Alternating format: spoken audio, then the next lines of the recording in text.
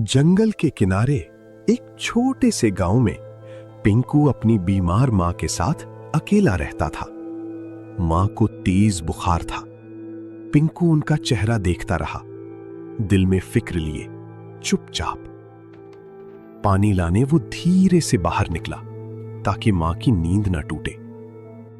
तभी जंगल से एक आवाज आई, ना दहाड़ ना गुर्राहट, कुछ दिल टूटा हुआ।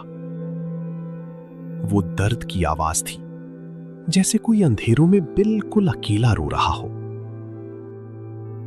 मां की बात याद आई, जो किसी का दर्द सुन सके वही सच्चा इंसान होता है बेटे। पिंकू ने मशाल उठाई और जंगल की तरफ चल पड़ा, एक हिम्मत भरा कदम। जंगल में अंधेरा था, साई थी, मगर पिंकू रुका नहीं। मशाल की रोशनी में एक अजीम शेर नजर आया, एक जड़ से टिका, कांप रहा था। सुल्तान के पंजे में कांटा लगा हुआ था, वो दर्द में था। पिंकू के पांव कांपे, मगर वो भागा नहीं, खड़ा रहा। वो भागा सुल्तान से दूर नहीं, बल्कि घर की तरफ पत्तियां लाने। टोकरी से पत्तियां उठाईं और फिर अंधेरों में दौड़ पड़ा। पिंकू ने फुसफुसाया, मैं तेरा दुश्मन नहीं, बस तेरी मदद करना चाहता हूं। सुल्तान ने सर झुका दिया और लड़के को पास आने दिया। कांपते हाथों से पिंकू ने कांटा निकाला। सुल्तान थरथराया, मगर हिला नहीं।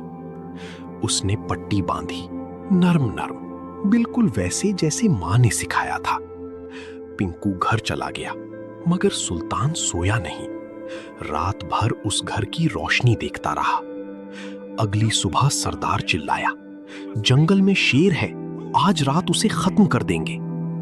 पिंकू का दिल डूब गया, मगर वो चुप रहा। रात को चुपके फिर जंगल निकल गया।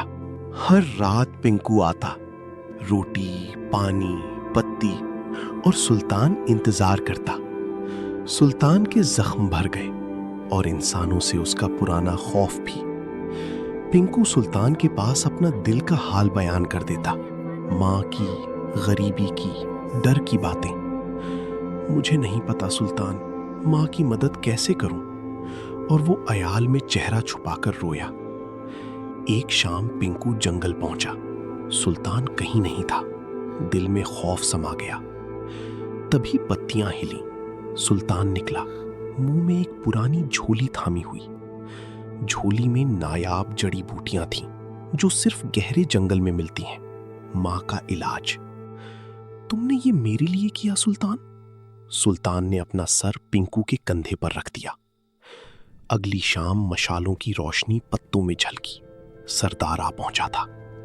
मारो उसे। सरदार ने हथियार उठाया और पिंकू आगे आ गया, दोनों बाहें फैलाकर। पहले मुझे मारो, इसकी वजह से मेरी मां की बीमारी ठीक हुई है। वो खा सकता था मुझे, मगर सुल्तान ने मेहरबानी चुनी। सुल्तान आगे बढ़ा और अपना अजीम सर जमीन पर झुका दिया, सबके सामने। एक बूढ़ा बुजुर्ग बोला, मैंने 70 साल इस जंगल में बिताए हैं। मैं इस शेर की दास्तान जानता हूं। 20 साल पहले शिकारियों ने इसकी मां को मार दिया। तब से ये अकेला डरता रहा इंसानों से। सरदार की आंखों में आंसू आ गए, हथियार नीचे हो गए। फैसला हुआ, सुल्तान को कोई नुकसान नहीं पहुंचाएगा। वो जंगल का और पिंकू का निगहबान था। जड़ी बूटियों ने मां को ठीक कर दिया। महीनों बाद पहली बार उनके चेहरे पर मुस्कान आई। सरदार ने पिंकू की तालीम का खर्चा उठाया। पिंकू पहली बार स्कूल गया। तूने सिखाया सुल्तान, मेहरबानी की कोई जुबान नहीं, कोई रंग नहीं, कोई चेहरा नहीं। सुल्तान हमेशा के लिए जंगल में चला गया, मगर हर सुबह पिंकू के दरवाजे पर ताजे फूल रखे होते थे। इसलिए कहते हैं, जो किसी के दर्द में काम आए, अल्लाह उसी के दर्द में काम आता है।